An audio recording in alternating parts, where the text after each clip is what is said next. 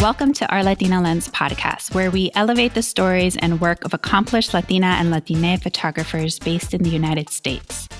In today's episode, editorial and commercial photographer Amanda López shares 3 of her significant images. These images represent different milestones in Amanda's creative journey. She describes herself as a proud first and second generation Mexican American. She grew up in Sacramento, California, and now works out of LA and Denver.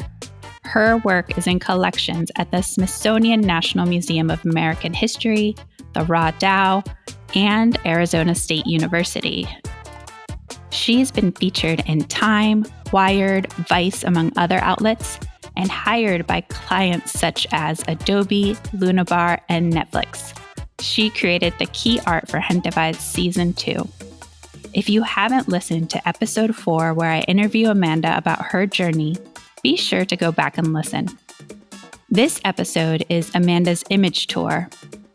Image tours are an opportunity for photographers to share some of their most significant images and take you behind the scenes. This can include why or how they made the image, its personal significance, and or the social or political context of the image.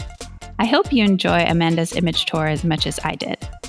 You can see the images described by clicking on the link in the show notes in your podcast player, or go to ourlatinalens.com/podcast to see the images.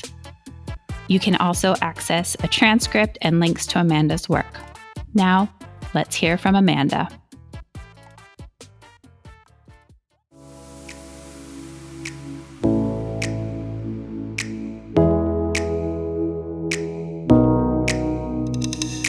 I had been working for the LA Weekly for some time. This project came up. I was really excited to get it because it was the first time that I was photographing someone as iconic as Kate. I grew up watching all the novelas with my mom, and Kate del Castillo was in a bunch of them. To have this assignment was really, really special for me to be entrusted to make an image of this incredibly talented Mexican artist. And I felt honored to be asked to do it as a, Latina photographer. For me, Kate is Latino excellence. It was the first time that I got to work with somebody like her. It was a really special assignment.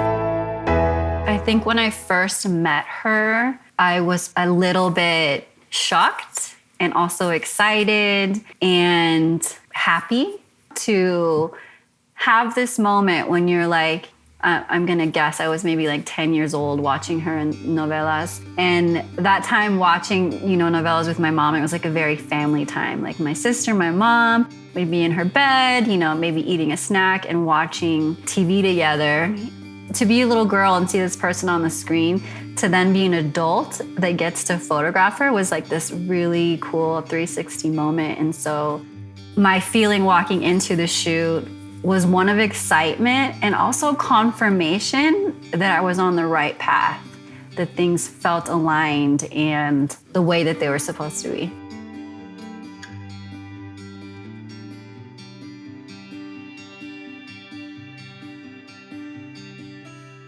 I made this photo in her backyard.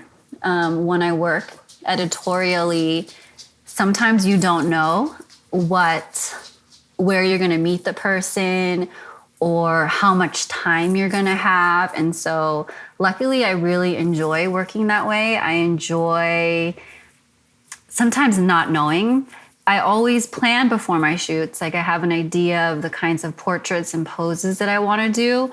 But you don't really know until you get to a job if you're going to be able to do those things. The photo shoot happened at Kate's home. So I walked into her space and it was one of those perfect LA days, nice temperature, not too hot. The sun was just beginning to peek out, and I felt a sense of calm. When I walk into photo sessions, I try and have some sense of what the day is gonna be like and try to be as prepared as I can.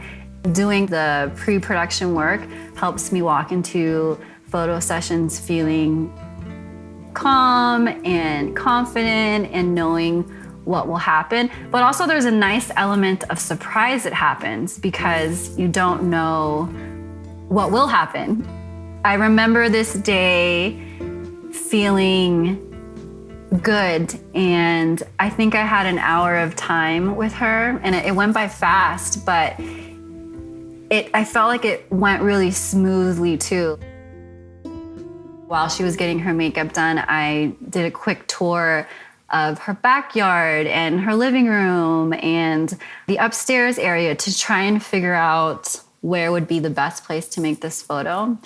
I went into her backyard and she had an area where I could set up a backdrop. And so I always like to bring backdrops with me in case, time allows, or in case there isn't a space that is drawing my attention. At least I know with a backdrop, I can make something happen. Luckily, it wasn't windy because I was working alone. And so it can be challenging if it's windy when you set up a backdrop. But so I set up the backdrop in her backyard. I went in and introduced myself. She was so kind, like really kind. Like you meet celebrities sometimes, or it can happen that maybe you don't have a great experience, but I had a really great experience on the shoot. She was really kind, and I really like to direct people when I photograph them, and she was so lovely and really took all of the direction. The photos are a collaborative process, and so I think that we worked well together to make this picture happen.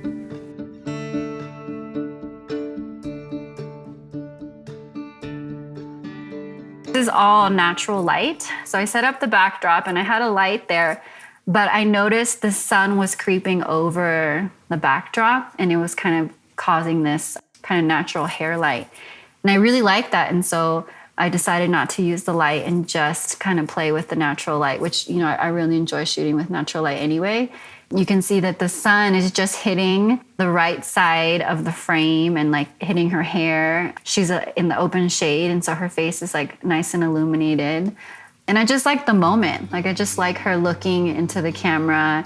She looks confident and brave and proud, and those are all things, that I work towards being. And so to see her reflect that back to me was really, really powerful.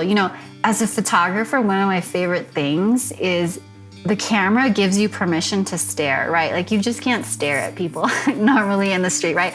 But when you have a camera to your eye, you can really see someone. I know that might sound strange, but like I can really see someone really, really well when I have a camera in my eye. When you have the camera to your eye, you're looking through the viewfinder. My eye is scanning each corner.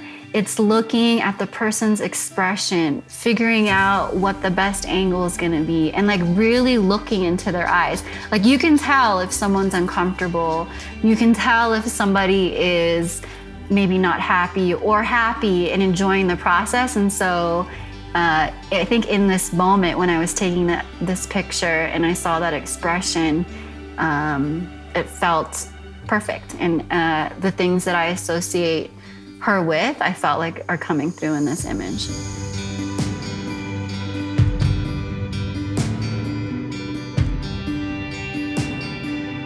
Everything seemed to be going really well that day. We weren't running out of time. We weren't rushed. I try and respect people's time as much as I can too.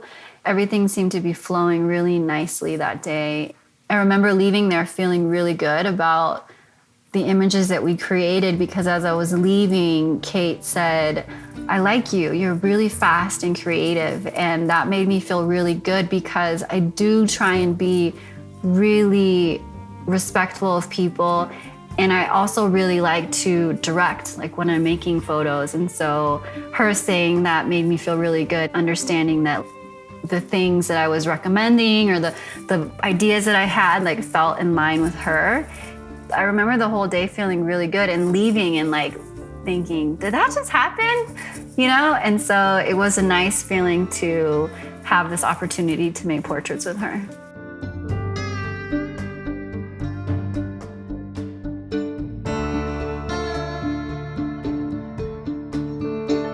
So this image actually was selected for the cover of the LA Weekly. And so this image was released by them. And if I'm not mistaken, I believe Kate shared an Instagram photo of it.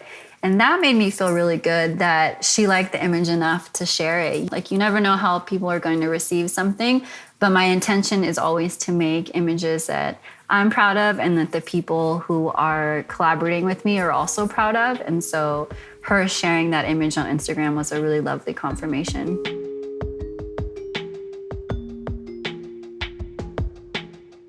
The reason I picked it is because I felt like I was being hired to make that image because I could relate to her in some way as a Mexican-American woman. That was the first time I felt like I had been hired to do something like this, and the person I was working with, I could relate to in this deep way. She was the first, Mexican celebrity I got to work with. And that felt so aligned to the type of work that I like to do. For that reason, that image is special to me. And after I got hired to do that, I felt like slowly other people were hiring me also to make photos of other Latinx creatives. And that felt really good to be able to share that experience with other people that I felt connected to. I feel proud when I look at that image. I feel like it's a strong portrait, and I'm glad that I was given that opportunity to make it, Along the creative journey, along my, freelance career, there's been some milestones that really stick out, and this is one of them, being able to make this portrait for the LA Weekly. You can see this image of Kate del Castillo, created by Amanda, by clicking the link in your show notes in your podcast player, or go to ourlatinalens.com/podcast to see all the images for this episode. What a milestone to be called on to create a portrait of a person that connects to your childhood experiences. Next, Amanda takes us behind the scenes of a much more personal portrait.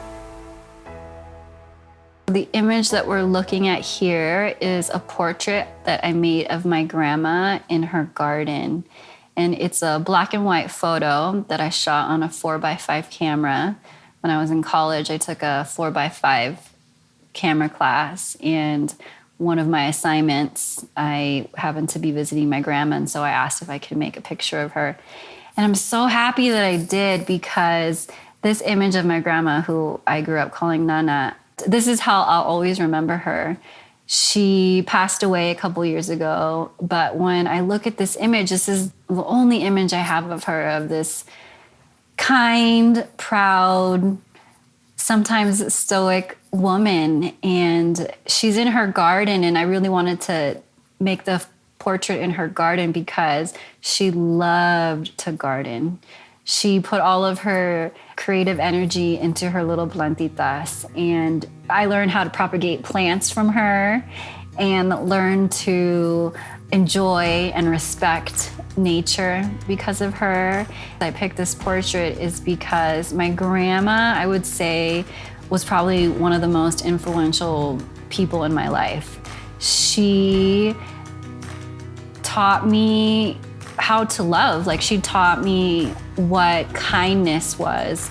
She taught me what strength and faith was. And she taught me what grit was. And she's someone who introduced me to Our Lady of Guadalupe. It's tricky to see, but if you look closely in this image, my grandma's wearing a chain. It's a nice, big, thick chain, and there's a Our Lady of Guadalupe medallion on it. And she wore that image. I don't remember a day that she didn't wear that medallion. She's wearing that medallion in this photo. This image, just to me, I think when I'm no longer here, I think this image will be one that is in the legacy of images that I leave behind, that people will know of me, just because she was such an important person to me. She didn't get to enjoy a lot of the same freedoms that I did. You know, she came to this country when she was 14 years old, on a bus by herself with her 14-year-old cousin, like 2 teenagers coming to the States. And my grandma came to this country. She was the oldest of 20 kids. And she came to the country to help create a better situation for her mom and her siblings. She was the first person to come. And if she wouldn't have come, who knows where I would be. And so she came first, and then slowly all of her siblings started to come. And, you know, she came to Oakland first and then made her way to Sacramento. And my whole family is in Sacramento. All of her siblings are in Sacramento, all of their kids and their kids' kids. And so because she came to the States and followed that journey and had that dream, she was really able to uplift countless people. And she was the first one to do it. And so this image is my homage to my grandma.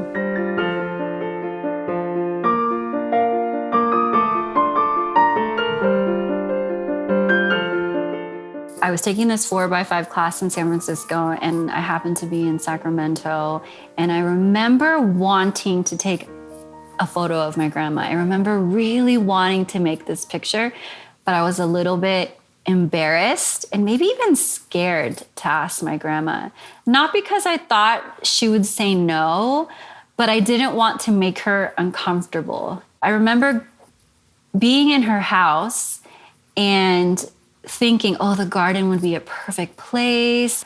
She's wearing a dress, and so I'm pretty sure she probably had just come back from church. I remember asking her, Nana, can I take your picture? She was kind of shy, and so I asked her, oh, can I take your picture? And she said, no, mija, why? Really? Why do you want to take a picture of me? I'm like, oh no, please, I would really love to take your picture. It'll be quick. We'll do it over here. You know, it'll be really fast. And she was a little reluctant.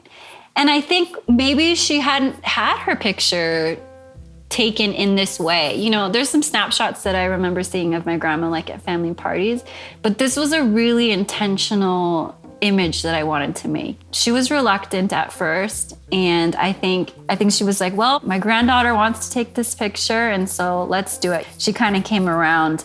I think maybe I made 2 images, maybe even just one. Actually, I should go back and look in my archive, because I remember setting everything up and thinking, oh, this is so perfect. And it's looking at that photo through the 4x5 viewfinder, which is pretty big and upside down. You know, you're looking at the frame upside down. But I could just tell that everything was coming together so lovely. I had her stand still. We took the image. And then I remember taking the film and processing at school, and then getting the image back and like printing it, and just thinking that my grandma looked so regal and so proud. And she's a woman that lived through so much tragedy, so much trauma, so much injustice. And yet she had the greatest capacity to love. And that always blew my mind. This image is really special to me, and how I will always remember her.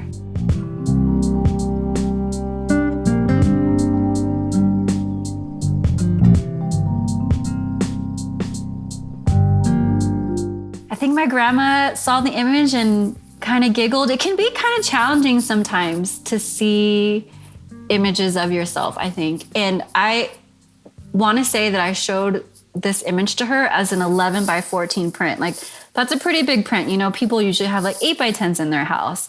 And I think I printed this image on 11x14 paper. And she was probably a little like taken aback, you know, because in her house, there's pictures of her grandkids, like of saints. And she didn't have a photo of herself in her house. And so to see this image of herself this big and such detail, because it was a 4x5 photo, I think it surprised her a little.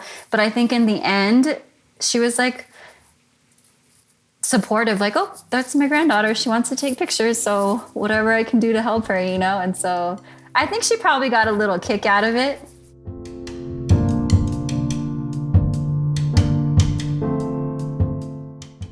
This image lived in my archive for a long time. I printed the image out for a school assignment, then put it away for a while. And then my grandma had, I think it was her 75th birthday. My aunt had seen a copy of the photo and asked if they could use this image for her birthday invitation. And so the image went on to be like a 5x7 card that was mailed to people for her birthday.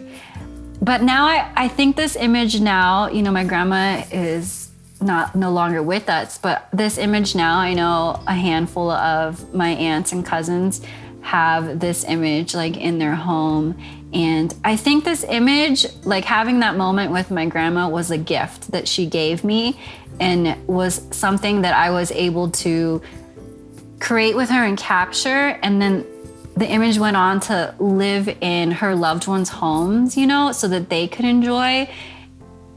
And I think that was a gift to them too, So she gave me this opportunity, and I was able to share the love and this picture with people who loved her, even until she died a couple years ago. And, I went to visit her before she passed away. Actually, I take that back. I was able to Zoom with her before she passed away, because she passed away during COVID times. And the woman that I saw in the Zoom, I didn't recognize her, and that broke my heart, But yeah, that's the power of photography. Like you can capture these memories that you can share, And so being able to hold on to this image and this version of her is special.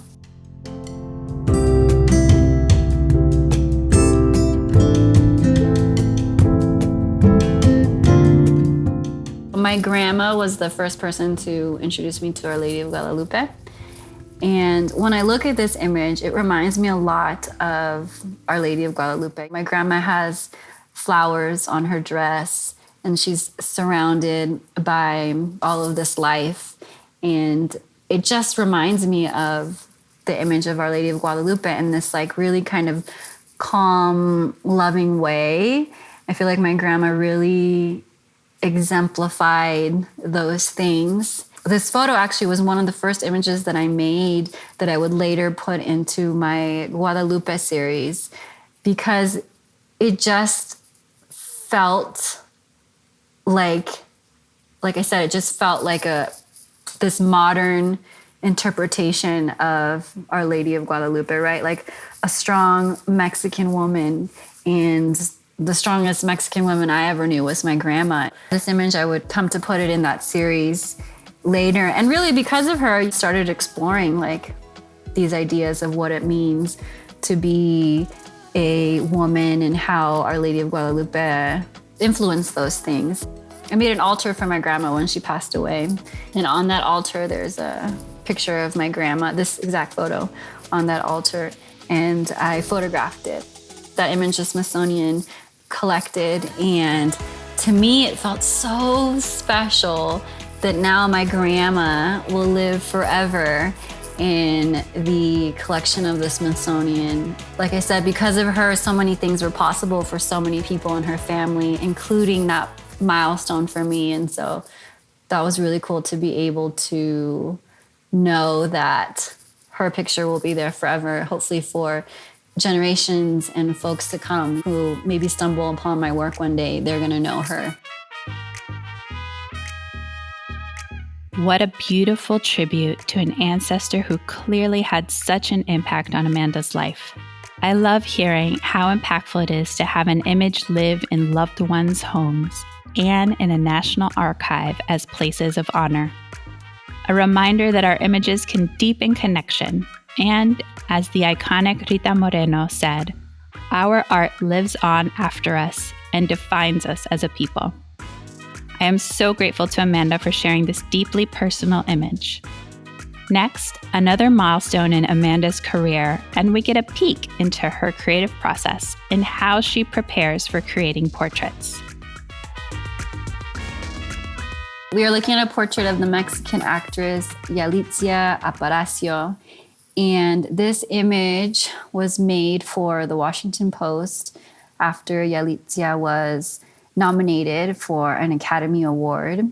And she is standing in front of a turquoise satin background surrounded by a kind of dreamy set of roses that I put around the camera to capture this photo.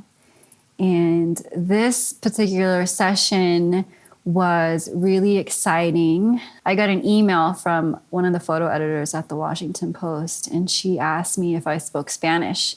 I said, yeah, I do. When she asked me that, I wondered who the person might be that they wanted photographed. And the first person, believe it or not, that popped into my mind was Yalitza Aparicio. And I thought, no way. And I thought, wouldn't that be cool if that's who the Washington Post needed a portrait of? So I sent the email off and said, yes, I speak Spanish. And she wrote back, she said, great. We need you to make some portraits of Yalitza for the Washington Post. And that was the first time that my sixth senses had gone off. And I thought, wow, what an amazing opportunity to have time to make portraits of this incredible, powerful, influential woman, you know. She had just been on the cover of Vogue magazine, the first Mexican woman, indigenous Mexican woman to be on the cover of Vogue magazine. And that was so powerful. You know, representation is so important, right? Like if you can see it, you can be it. And seeing her on the cover of Vogue, man, what an inspiration to millions of people, both in the US and Latin America. And to be entrusted with this assignment felt like it had won the lottery. Going into this project, I was nervous, I'll be honest. I was nervous because I wanted to do such a good job. I wanted to honor her in every way possible. And so I took this responsibility really serious. I think I had a week to prepare. The photo editor shared some ideas that she had, and then I shared some ideas that I had, and we agreed on a rough creative direction. But things change when you show up to a location. So we agreed on this kind of rough creative direction, and I just hoped that we would have a good session. But the week leading up to this session with her, I really dug into research and looking up other ways that she had been photographed and trying to find out as much as I could about her culture and what might she be up to next, or how I could honor her culture in the photos. And so I made a bunch of mood boards and brought some props with me. And I knew that I was only gonna have an hour. The PR person allotted us an hour, and an hour is a nice amount of time. If I can get an hour with somebody, I know that I can get something good. Sometimes you don't get an hour, you know, sometimes you get less. I mapped everything down to the minute. I had 4 different setups. I showed up to the location an hour early with my assistant, who's now my husband, and my friend, who's a makeup artist. We scouted the location, and I had in my mind 4 different ideas that I wanted to do. I was even test shooting before this particular assignment. I had a friend come over and I was like, I have these ideas, can we just test? Because I wanna make sure I have enough time that I can troubleshoot everything. And one of the ideas was to shoot through these flowers. And so I really I don't think I slept well the night before this photo session, you know, just thinking what could go wrong? What can I do to make sure that things don't go wrong? What can I bring to the session so people are more comfortable? You know, I brought my Bluetooth speaker, I brought snacks. I really, and just wanted to make sure that everything went as pleasant as could be. This photo shoot happened at a hotel in Beverly Hills. When I checked in, the attendant at the desk said the room wouldn't be ready for a couple of hours. And I thought, oh no, this is the first roadblock. You know, I thought, no, we're supposed to have the room in 1 hour. What can we do to make sure that happens. That morning did start a little bit with a little bit of a wrench in the road, but because we arrived early, we were able to remedy it, which I felt really excited about. Once the situation was cleared, the attendants helped us up to this beautiful suite.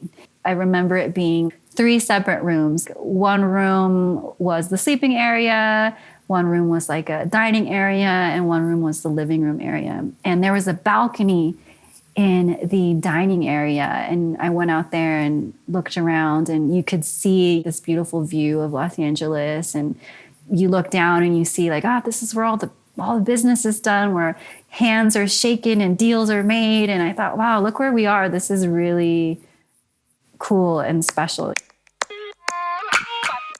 I was really intentional with the playlist. I wanted all the music to be in Spanish so that she could enjoy it. And I love reggaeton music. And so I know that a bunch of the songs on that playlist, reggaeton music, and maybe some like Pepe Aguilar, and just things that I thought would just bring a cool, chill vibe to the session. I remember asking her actually, what would you like to listen to? And actually, this is kind of funny. At that moment, I didn't have Spotify. I think maybe I just had like the free version of Spotify. And I thought, oh no, we can't have commercials coming up during the photo session. So I remember right before this photo session, I bought like the pro version so that I could have access to whatever she wanted to listen to without commercials. But when I asked her, she said, just play whatever you want. And so I already had a playlist. I'm sure some Selena came on, I just was really conscious of trying to pick music that I thought she might recognize and enjoy. And so I think maybe the soundtrack of that day was probably a little reggaeton music. Whatever, I'll have to look and see what like the popular song at that time was in 2019, because I'm sure whatever top 10 reggaeton songs were popular, like I put them on that playlist. We were conscious to bring like individually wrapped things, granola bars and trail mix and like little popcorn things. We were in a fancy hotel, so all of those things were already provided, but I didn't know that was going to be the case, right? Because I didn't know if we were going to be set up in an auditorium or some back warehouse area. I just didn't know. And I actually don't think she ate any of the snacks that I brought because there was already snacks there. But that was just like the level of prepared that I wanted to be.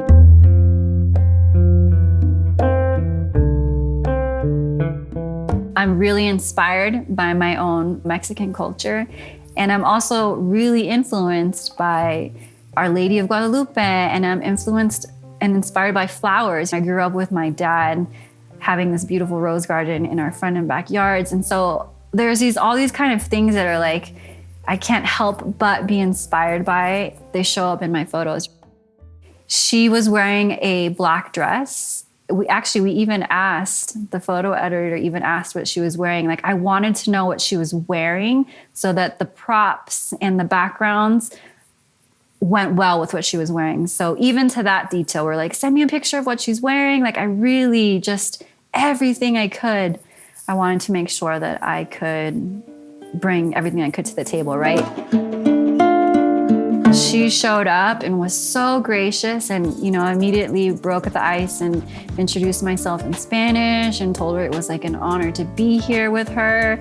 And then we had to get right into the session because we only had a limited amount of time. That whole day, I think she had photo shoots and interviews lined up back to back. One of the setups that I decided on was this setup that you see here she's wearing a black dress and behind her is this satin turquoise fabric that I picked up in the fashion district in LA.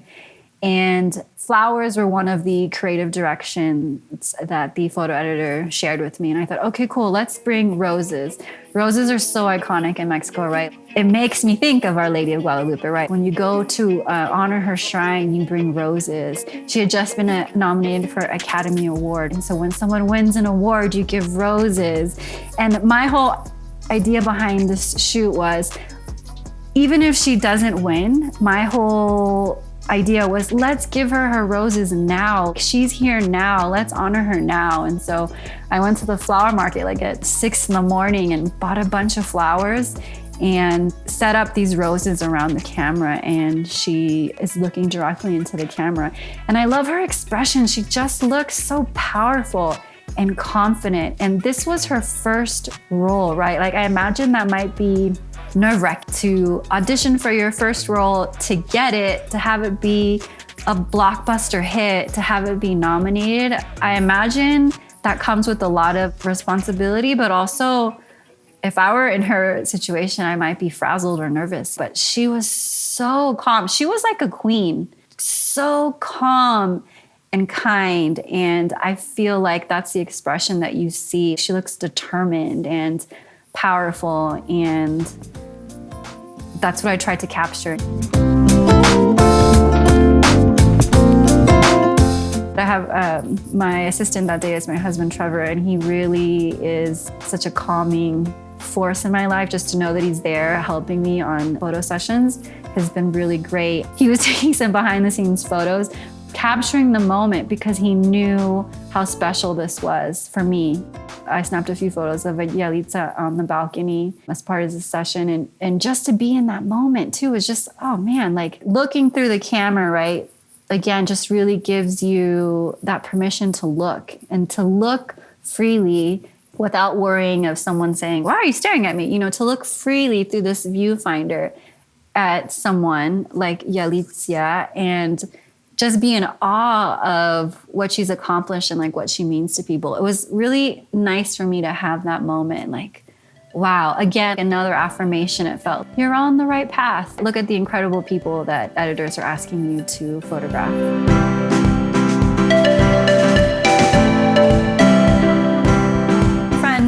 Imani, she's a really talented makeup artist. She came with me because I didn't know if she was going to have a makeup artist. Like, that's not always something that happens. And so I hired my friend Imani. I had mentioned to Imani the things that I was looking for and maybe what she should bring. Yalitza actually had a makeup artist. Imani had like kind of minimal work, but we were so prepared that Yalitza needed like a lipstick touch up. And for some reason, the makeup artist didn't have this color that I wanted, but Imani did. She's like, oh, I have it. I said, perfect. I said, would you mind just touching up her lip color with the color that you brought? Because I think that would be like a better choice. Again, just another example of I really tried. I gave everything I could to this photo session. I think it shows. I think the image is powerful, and there's so many beautiful photos of her, and not because I took this photo, but I feel like this is one of them. I feel like this is one of the images that people may in the future look at when they think of her.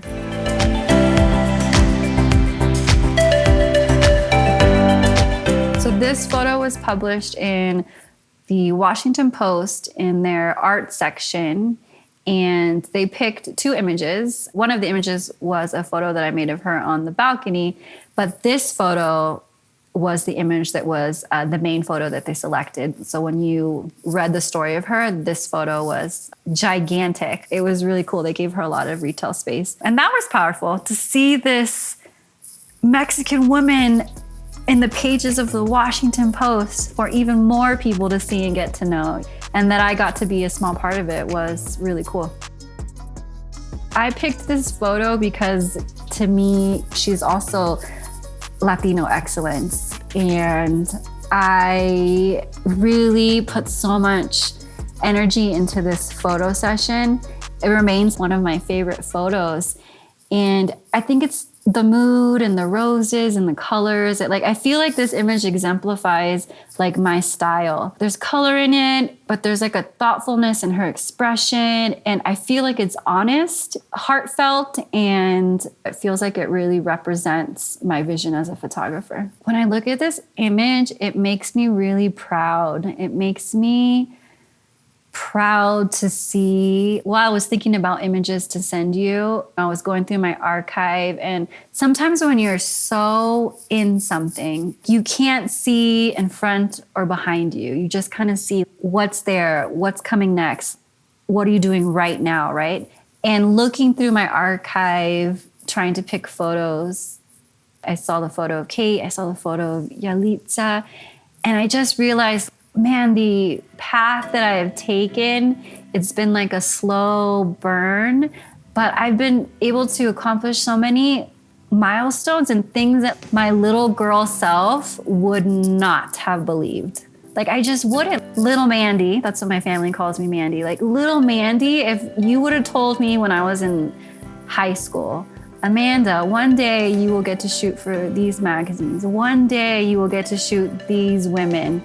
I would not have believed you. So looking at these photos just shows me how far I've come, and it makes me really proud, and it makes me proud. And it also, I just think of inner child, like, look what we've done. Like, you're talented. You can do whatever you set your mind to. And it's okay that it doesn't happen overnight. It's okay that things take time. Hopefully I'll live a really long life, and I'm just in like the first half of it. And just to see how much I've been able to do makes me happy and proud. And I hope that these photos can inspire other young girls to go on their own artistic journey. Looking at these pictures, it brings me joy. When I was younger, I wasn't thinking so much about joy, and maybe part of me didn't think I would have joy. So to be able to lean into that joy now is really nice. And it's not always joyful, but like just being more conscious of the joy feels really good.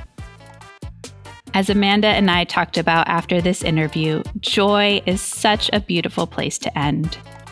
How we find joy in our craft and in our journey, each unique and taking us to different places, but all deserving of joy.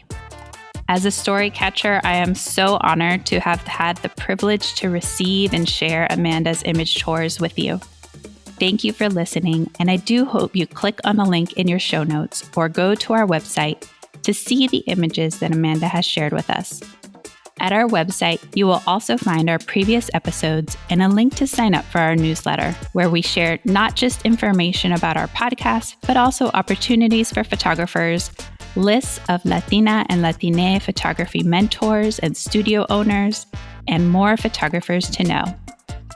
This is a new podcast, so please take time to share with 3 of your friends, mentors, or teachers that you think would appreciate Amanda's story.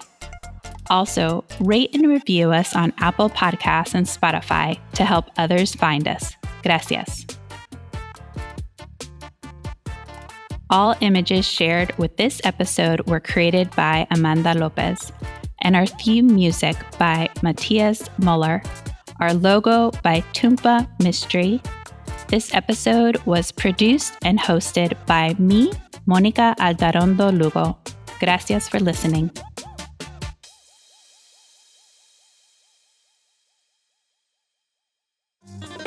L'ancla Creative.